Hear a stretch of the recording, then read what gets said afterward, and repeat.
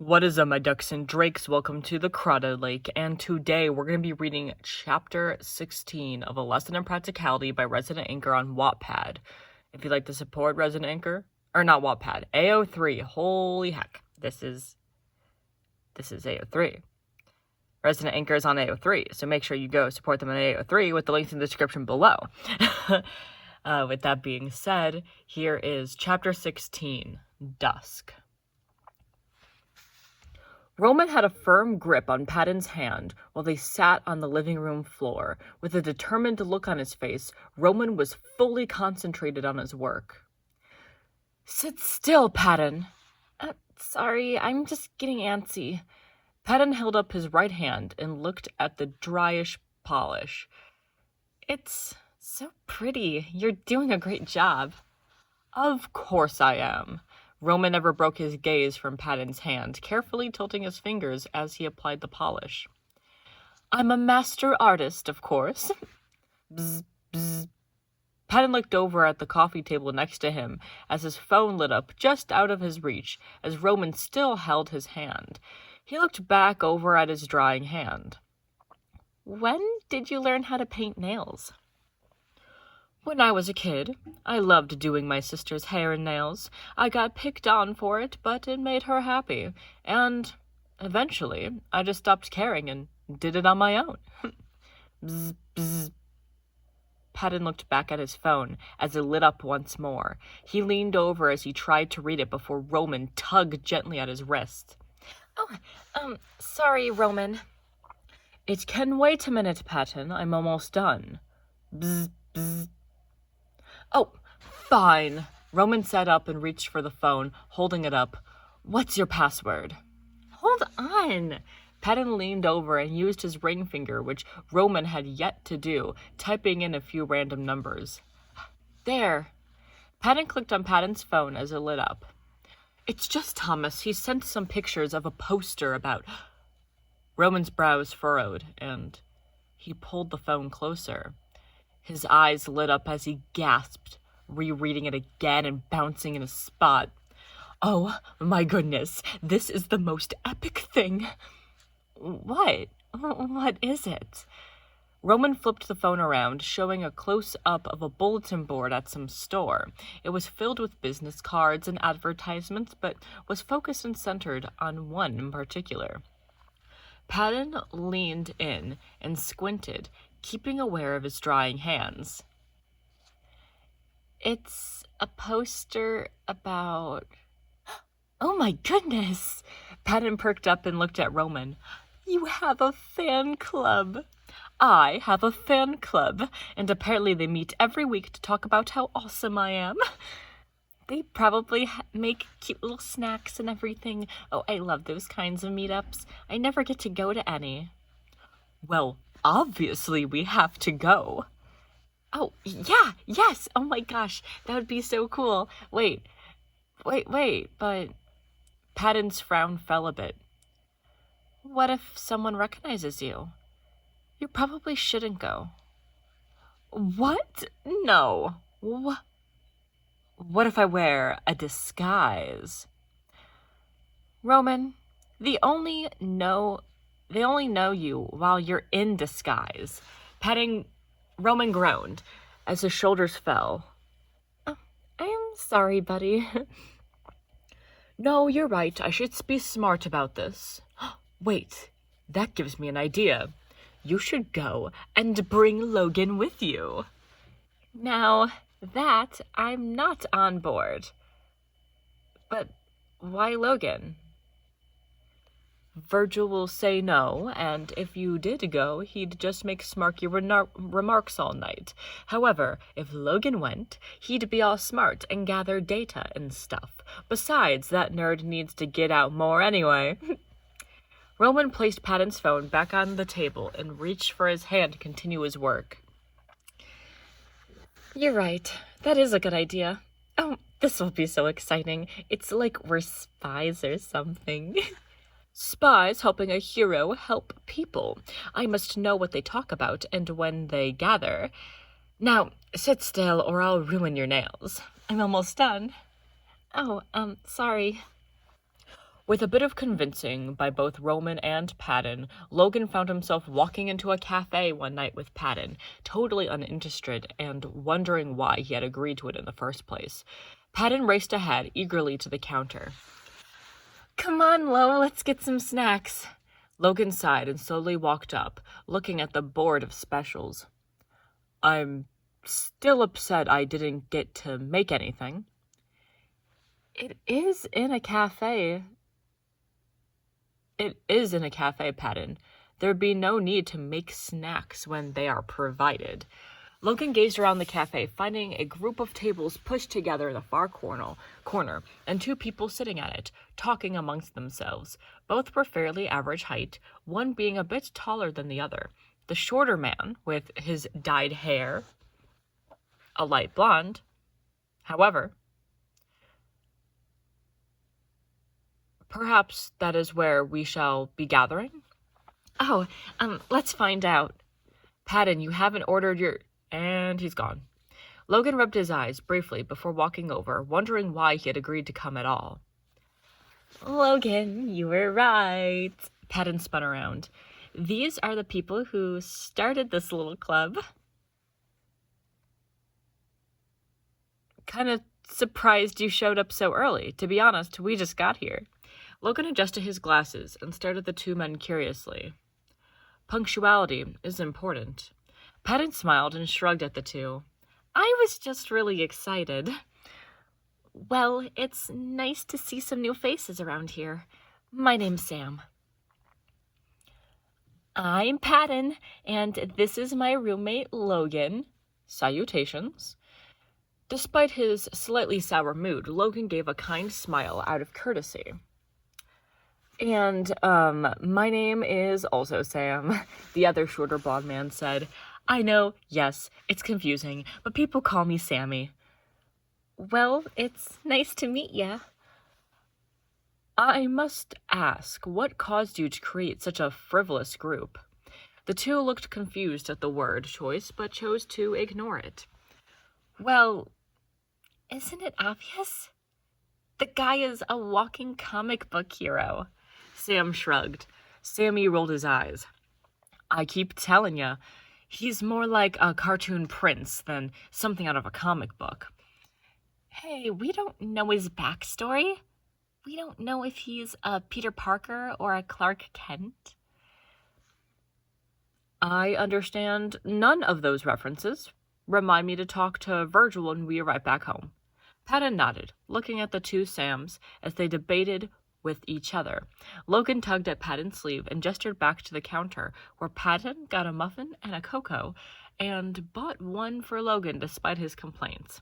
The successful smirk on Patton's face when Logan took a sip and seemed to enjoy his drink was enough to show that Logan wasn't actually upset. They returned to the table and took their seats as only a few other people ended up joining them. The taller Sam stood up and smiled. All right, everyone, let's get this started. We have some new folks here, so let's just quickly go over why we are here. Sammy stood up this time. We seem to have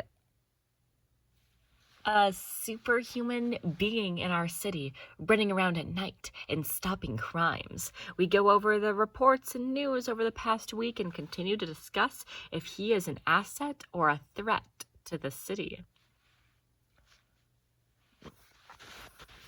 Also, we still don't have a name for him, someone mumbled. Hey, I offered Mr. Dr. Electrician. Electrician? Logan mumbled to himself. That's not it.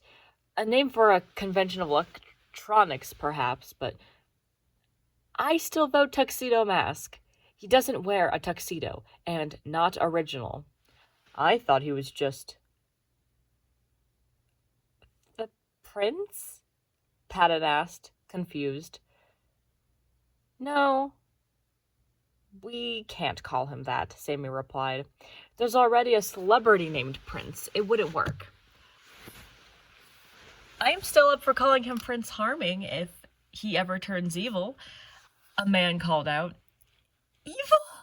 Patton cried. But But he's helping people and stopping them, and why would he turn evil? Evil is merely a concept given by society to justify. Logan watched as Patton became physically more upset with the words. If the news reports he is bad, then people will believe it and make him seem bad. He's not bad, though, Patton. Sam leaned in over the table. Have you met him? Patton looked around the table, all eyes eagerly awaiting his next words. He bit his lip, not wanting to lie, but telling the truth certainly was out. He stared down at his pastel blue nails. Kinda? Our roommate, Virgil, has had an experience with this. Vigilante, I believe, would be the best word to describe him. Patton smiled at Logan as he took the attention off the group. The store he works at had a break-in, but they were chased off pretty quickly based on security footage, assuring our roommate's job and safety. Whoa, that's so cool. Which store was that? Was it on the news? Did he get to meet the guy? The two jumped in surprise as the questions came flying out. They say he doesn't use a taser, but actually can control electricity. Oh, he can, Patton cried out, catching his mistake. I mean, the footage was kind of staticky, but he definitely just shot out a bolt to scare the guys away. Oh, I wonder if it got all fuzzy because of his powers, Sam cried out. That would make sense. I suppose an electromagnetic field created by such energy would distort the footage, yes, Logan replied, deep in thought. I have thought of that myself when I saw the footage. You saw it? Sammy practically jumped over the table. Do you have it? Can we see it? Well, Virgil had it, but I don't know if he still does. Patton shifted in his seat. Virgil was pretty paranoid. While he did have a copy of the footage, he probably had gotten rid of it by now. He's not very social, which is why we came by. You have to bring him next week. This is so cool. He's the only other person we know who's seen the guy. Really? Logan perked up. You know someone else who has?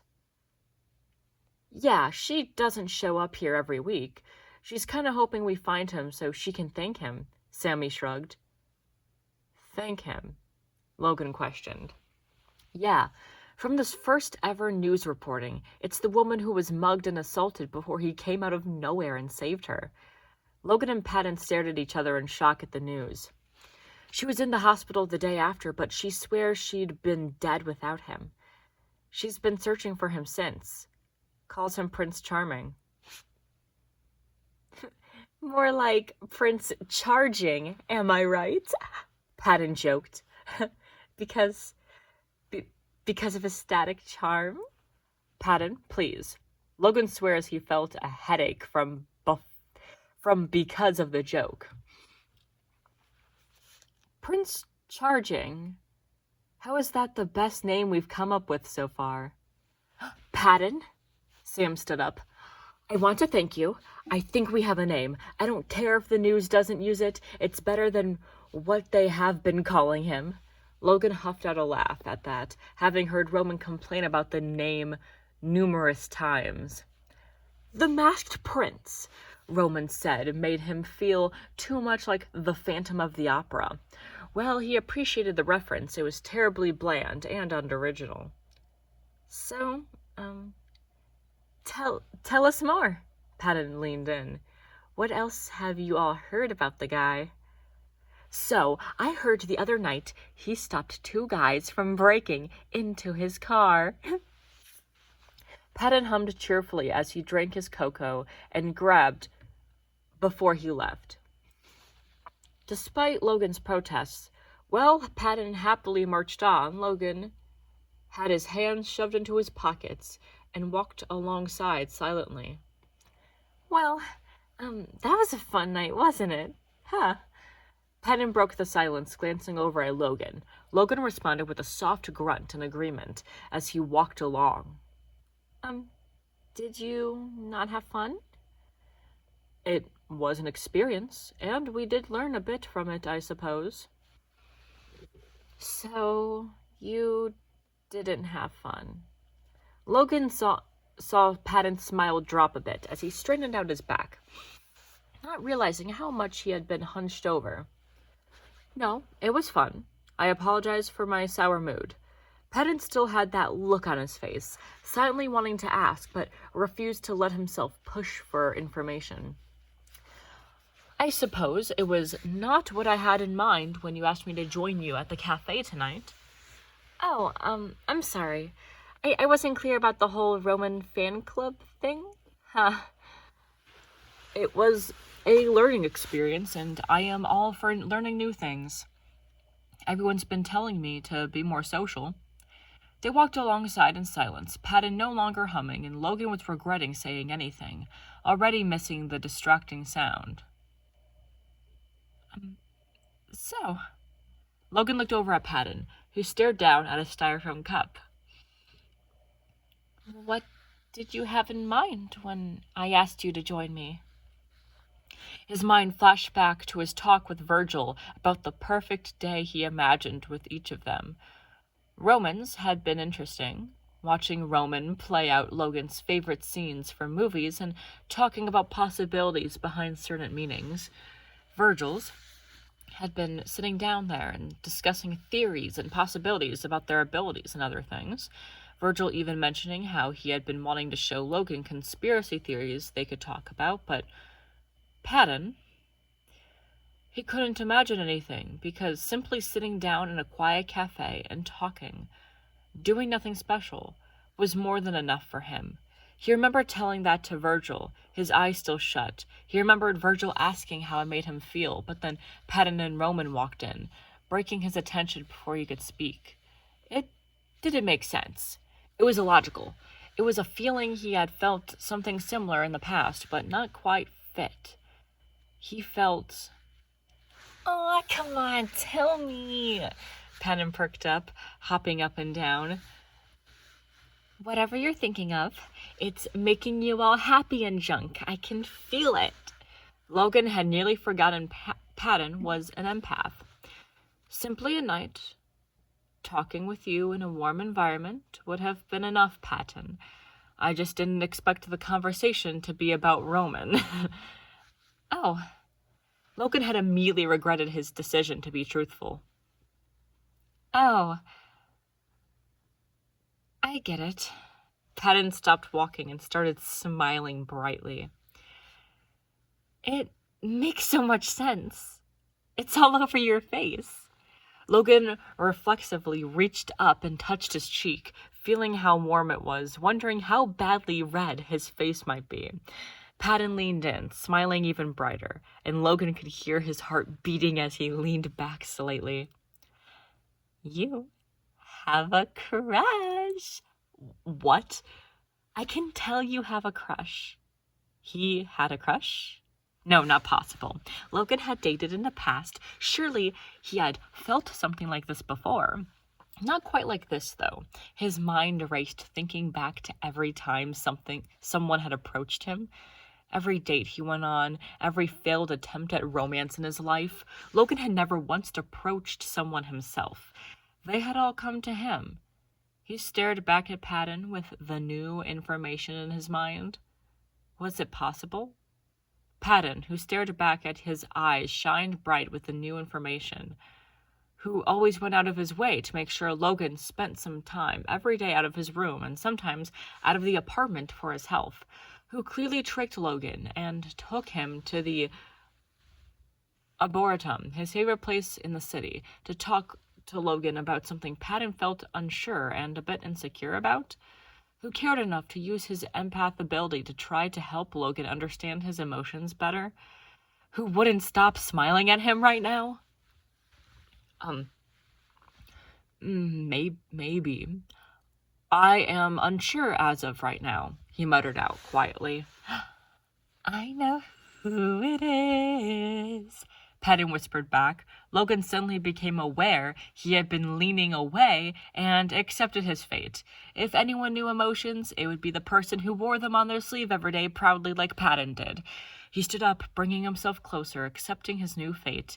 He quickly took a breath and closed his eyes before nodding slightly, giving Patton permission to speak. It's Roman, isn't it? Yes, wait, what? Logan looked at Patton, who brought his hands to cover his face. No, it's not. Yes, it is. You just admitted it. Oh, that's why you didn't want to sit there talking about him. Patton reached over and pulled out Logan's arm. You could have told me. I can help. Oh, this is so cute. I can get him to join us and then have two call me and duck out and leave you two lovebirds alone. Patton, I do not harbor romantic feelings for Roman. Logan, I know these feelings can be a bit scary, but Patton. Patton was shocked by the rise in his voice, and Logan was a bit surprised himself. He sighed and took his arm out of Patton's grip, reaching out and grabbing Patton's hand.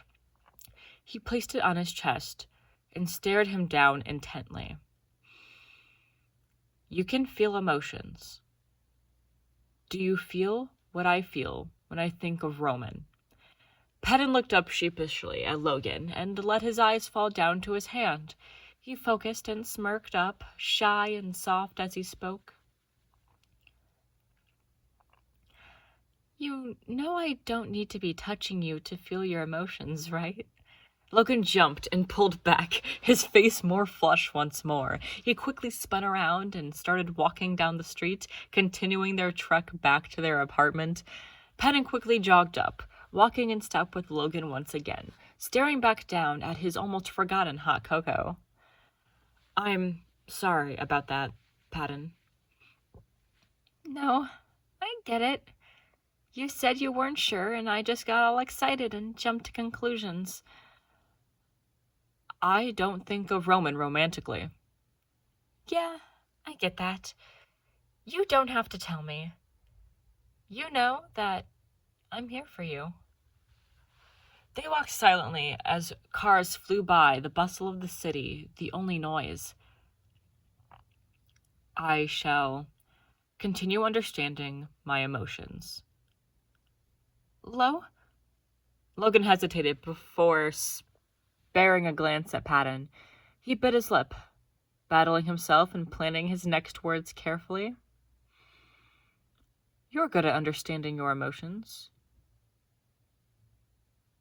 You just don't know how to express them. I mean, no one is perfect at understanding them. Sometimes they just contradict each other and make no sense. Logan let out a quick laugh and shook his head. Truer words have never been spoken, I'm sure. Patton jogged ahead and spun around, facing Logan. Well, when you do understand them, I'll be supportive of whomever it is. You can count on me. Patton spun back around and continued walking as Logan's gaze turned to the sidewalk, wondering why he had decided against telling Patton before his head filled with a million reasons why he will never say a word about his crush to anyone else. Patton had been supportive. He had been eager to help. He had not even considered himself to be an option, to be in a relationship with Logan. He wasn't going to ruin something so precious for something so selfish. Patton and Logan were hardly in the door before Roman came charging up from the couch where he had undoubtedly planted himself when they had left. So, do they love me? How did it go? Tell me everything. Whoa, Roman, you're at a 12. I need you to settle down to a 6, buddy. We're just walking in the door. Patton held up his hands as Logan quickly squeezed through and headed to his room. You okay, Lo? He stopped and looked over his shoulder, a small smirk on his face. I just spent the night talking about Roman. Why would I want to subject myself to torture further? Roman gasped loudly as he watched Logan turn and walk out of the room. He spun to Patton and huffed in annoyance. I don't see how bad it could be. He just spent all that time talking about how awesome I am. Paddin laughed and put a hand on Roman's back.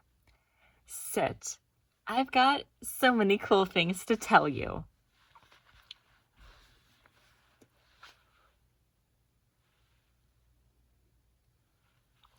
So, how was it? Paddin smiled over at Thomas before turning back to the field, watching the dogs run around. It had quickly turned into their meetup spot, and neither of them complained. Roman was so excited. Honestly, it was so cool to hear people talk about him from an outside perspective, you know? Oh, and the first person protected sometimes shows up because she wants to thank him. Isn't that super sweet? They turned from the field and started walking out of the park and down the street. I'm so glad you were okay with meeting up with him. Thomas shrugged and smirked a bit. Hey, you all have been very accepting and of how badly I've handled all of this. We have had to live with it every day. You have the choice to kind of be normal. Yeah, but being normal is boring. Besides, that I wouldn't get to know you guys better. Thomas saw Roman standing and waiting just outside of the park a bit. He looked over and perked up immediately at seeing them, dramatically posing and causing Thomas to shake his head at his antics. You guys definitely are quite characters, huh? Thomas, it's been a while.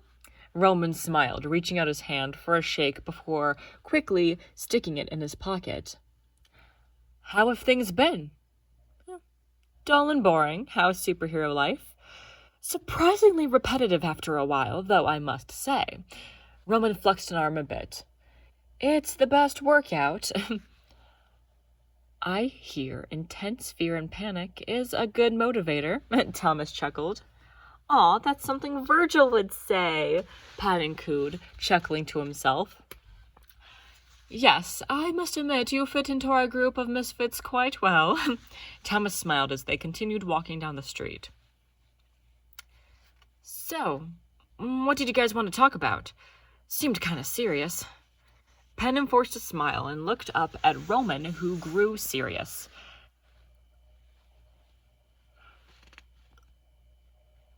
Thomas, I apologize, but we are willing to tell you only what you want to hear at any moment.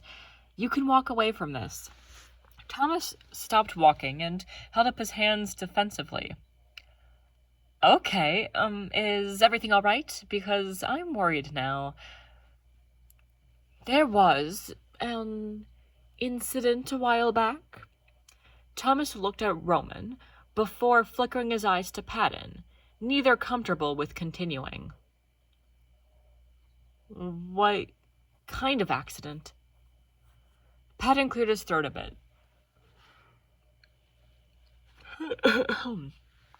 Do you remember Virgil's powers? Thomas thought back before shaking his head slightly. Time-space powers or something? He can freeze time, Roman spoke up. When he does so, the last thought he had will create a portal to the place where he broke away from.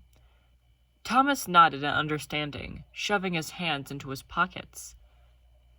And he kind of had a panic attack last week. What does that have to do with anything? Roman rubbed the back of his neck and glanced away. He broke away from time when he did.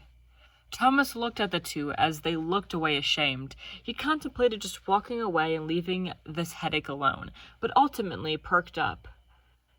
Is Virgil okay? Did something go wrong? Virgil is just fine. If not with a bit of a wounded pride, I suppose. Roman sighed and perked up, staring Thomas down with determination. This next part is intense, however. Thomas made no move to stop Roman from talking.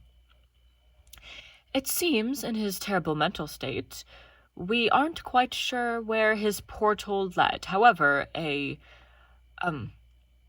creature, I guess, kind of slithered out. A creature? Yeah. Thomas bit his bottom lip and tried to muffle his panic. So, what does it do? You said this happened a while ago. Where is it? Patton looked over at Roman and shrugged. We aren't quite sure, he spoke slowly. It kind of ran off after Roman trapped it in a cooking pot and threw it out the window. You threw it out the window. I was panicking, okay? And my instincts told me to get rid of it, so I did, Roman shouted in his defense. Oh, Thomas, it was terrible. My poor pot. It never stood a chance. It ate away at it and broke free. Wait. I told you, Patton. I'm sorry. I'll get you a new one with my next check. Guys? No, you don't have to, Roman. The thing should buy me a new one. They were the one to ruin it. Could you just... I doubt the thing has a good job. Well, it's been out, Patton. Really? Can I... You don't know. None of us know. It just vanished. Guys! Roman and Patton turned to Thomas as he shouted. He held his hands high and sighed. Sorry. I didn't mean to shout, but you weren't listening. You just kept yelling at each other. He looked back up at the two after a moment. So, this thing appeared and got thrown out the window, and you haven't seen it since? Yeah. Yep. Okay, then. So what did it look like? Patton shrugged and pointed at Roman. He was the only one who saw it. It was like a dark cloud, snake thing. Thomas waited before nodding, rubbing his eyes for a minute. Okay, well, I suddenly could go for some pizza. What do you guys say? Patton quickly pulled out his phone and searched for the nearest pizzeria nearby. Thomas was tense at first, upset by the news, no doubt until Roman started belting out a few musicals. Thomas, also being a fan of theater, couldn't help himself, and Patton got a lovely chorus of music while they ate. They all relaxed and chatted, finishing an entire pie by themselves, joking and laughing the entire time. Thomas even accidentally touched Roman's hand and sent a spark flying out, where they quickly paid and abandoned the place before bursting out into giggles of laughter. While he still didn't understand his abilities, Thomas didn't seem to be too afraid of them anymore. They walked Thomas to the bus stop since it had started to get dark out, discussing plans of when to meet up again before Roman suddenly grabbed Patton's wrist and tugged him in a different direction. Thomas, lost in his conversation, didn't even notice and kept talking while Roman kept quiet. After a block, Thomas raised a question about where they are, only to be quickly shushed by Roman. They all shared looks and leaned in. We're being followed. They both turned and looked, spotting a man in a jacket and jeans walking behind them in a bit of a daze. Are you sure? It's been a while, and I started focusing on negative energy, like I do when I'm trying to find criminals. It's not giving me the same vibes, but they're letting off something weird. Roman walked them into the alley he knew let out around a corner, ducking in with his friends quietly as the figure followed and made no attempt to stop them. Roman's patience wore out, and he stopped at the opening to the end of the alley that led to the street. Okay, friend, I know you've been following us. What do you want? The man stopped and looked up at Roman before smiling. It's you. Roman jumped a bit, but hid it with a bit of confusion. It's you. I'm afraid you may have mistaken me for someone else. To who are you referring? It's you, he cried out, approaching slowly.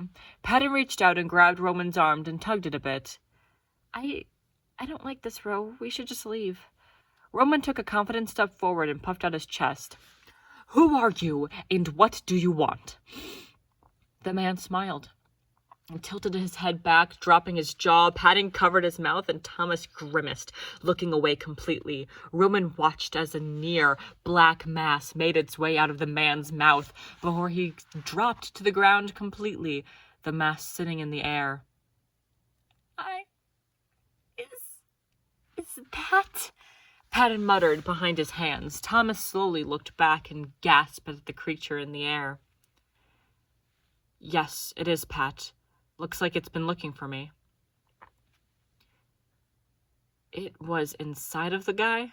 Thomas quickly covered his mouth with his hands, hoping to prevent the same fate. Thomas didn't bother to look around before his hands lit up in sparks. Paddin, take Thomas and go. Wait, no, we're coming too. I'm stopping this at once. Roman brought his hands close, trying something new he hadn't had a chance to use yet. Slowly, he pulled his hands apart, an electrical net forming between his fingers. He grabbed the sides and ran up, tossing it at the creature. As he approached, the sound of static increased as it emanated from the monster. Roman watched the net land on it, and he held his breath, swearing as it slowly fell through the monster, disappearing as it hit the ground. Roman felt his arm being tugged back and risked a look, meeting eyes with Paddin. He glanced up and saw 4 other Paddins standing there, one leading a panicked Thomas away as they ran, the others watching cautiously on. Roman, I know you're the hero, but we are going now. A second Paddin came up, and they both tugged on his arms, causing him to run and flee. He turned back quickly and shot out a bolt, just to be sure, but grit his teeth at the creature remained unaffected. They sprinted out of the alley, and the 2 Paddins let go, a flash of light behind Roman showing that either Paddin made more of some formed back. He stopped and turned, realizing that meant the real Paddin was still back there. Paddin! I'm trying to distract it. Go! Roman shook his head and ran up, tugging on Paddin's arm. You're a hypocritical idiot if you think I'm leaving you. Paddin spun around and ran, looking up at Roman. We can't leave. 3 checked the guy and he isn't breathing. Roman stopped and looked down at Paddin in a panic. Can't you do CPR or, I don't know, be a human defibrillator? You can't just let him die. He could be dead for all we know, Paddin, and we're next. I want to try. If Virgil found out, he'd blame himself. Fine. Roman spun around. Distract it. I'll see if I can help. The smoke monster was hovering around a Paddin pal who had covered his mouth, preventing the thing from taking over, but it was determined and hadn't given up. Roman ran past and slid on the ground, checking the man that followed them. He listened for a heartbeat and took a deep breath as he pulled away. Roman held up his hands and closed his eyes, praying that this would work. He shocked the man and checked again, huffing in panic as nothing changed. He did it once more, and his man's eyes shot open as he gasped, spooking Roman, who crawled back, giving him space. The man rolled to his side and started coughing as Roman smiled and laughed. He saved someone's life. He froze as a cry ran out, turning and watching as Paddin held his stomach and fell to his knees. He didn't know which one, but he didn't care. Watching as Paddin's face fell into a near emotionless state before he gasped. There were only 2 other Paddins, one leaning against the wall, seemingly in pain, while the other watched, horrified. The now possessed Paddin looked up and glanced around before meeting Roman's eyes. He blinked and straightened up, slowly starting to smile.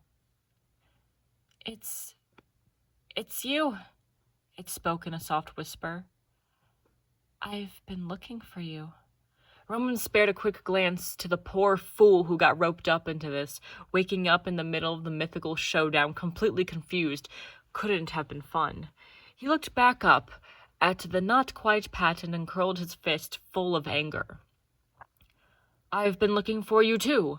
Mind letting my friend go? 3? The Paddin against the wall in pain cried out. Let 3 go! He cried out again, starting to slide down the wall, glaring at the creature. You're hurting him, and I'm not going to let you do that. Fine. You want him? You can have him. He turned and smiled to Roman. Deal? What deal? Roman stood up carefully. What do you want? Power. Which you have. Roman froze, looking down at the ground before shutting his eyes. He looked back up and over at Patton, mind racing. If Logan or Virgil were here, but they weren't, and Roman knew he had to think quickly and on his feet. Amidst his panic, he saw movement and looked back over at the original Patton, watching him nod with a determined look. He spared a glance over at the creature possessing his copy and back at Roman, trying to tell him something. His stomach dropped, and he felt his throat tightening up before nodding back. Okay, he whispered. Okay, fine. The creature huffled out a laugh before walking forward. Roman stared him down and took a few steps forward himself, meeting the creature halfway. He raised his hand up for a formal handshake, causing the possessed three to look in confusion, before smiling and taking the hand himself. Roman gripped the hand tightly and shut his eyes. I'm sorry. He looked up and met the copy's eyes before biting his tongue. Roman grabbed the hand with both and squeezed until his eyes were shut, sparks slowly shooting out of his hands. The copy screamed out and tugged away, but Roman knew he was stronger. Let him go, or you both die. That's my final offer. Roman! At the sound of his name, he looked over at the real Patton as he stared out in shock and terror. He looked back at three and watched the creature carefully threw his head back in an attempt to escape. Roman immediately stopped and pulled away, watching the smoke creature flee into the skies, disappearing once more. Patton and his only other copy rushed over, checking on three, as Roman kept his distance, sick to his stomach at what he had just done. Patton watched, unable to touch three, as the other leaned down and listened before smiling and looking up. He's breathing. Oh, thank goodness! Patton leaned down, and Roman shot forward, grabbing his wrist. Patton, wait! He looked over at the other, kneeling down to meet him at eye level. He's hurt. We don't know how that will affect you. He could die if I don't. I'm not willing to risk it. Roman nodded and let go, watching his Patton reached out and took in three. He gasped in pain as the other Patton reflectively reached out, disappearing as well, leaving Roman to catch up and pull him close. Patton looked up and smiled a bit, his breathing already evening out. Sorry. The sudden pain was a surprise. Are you hurt? No. Patton slowly pulled away and looked down at himself. I'm a little bit sore, but I'm okay. Oh, good. Roman took in a deep breath before slowly letting it out. By the power of Zeus, Patton, you scared me for a second. Me? You looked like you gave up on the thing. I'm an actor, Patton. Roman reached over and helped Patton stand up. However, I think there are more important things. We know what it wants now, so we need to get a plan to capture it and get rid of it before it tries this again. Thank you so much for listening. If you'd like to hear more, remember to subscribe because there are still a handful of chapters left. And if you want to hear the rest of the story, subscribing and hitting that bell is the best way to get notified when they come out. So yeah, support me, and ResidentAnchor. Thank you for listening, and much like Roman trying to defeat the freaking black blob thing, do your best.